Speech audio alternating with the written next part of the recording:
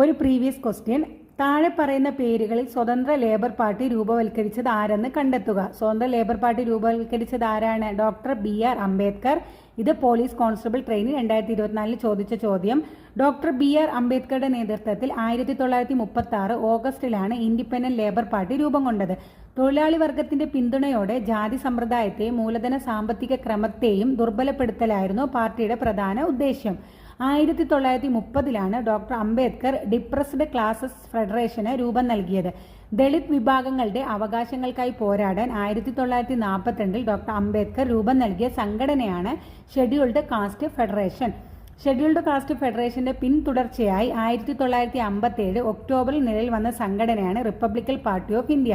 അപ്പോൾ എന്നാണ് Republican party of India രൂപം കൊണ്ടത്? 1957 ഒക്ടോബറിലാണ് റിപ്പബ്ലിക്കൻ പാർട്ടി ഓഫ് ഇന്ത്യ രൂപം കൊണ്ടത്. അപ്പോൾ എന്താണ് ക്വസ്റ്റ്യൻ?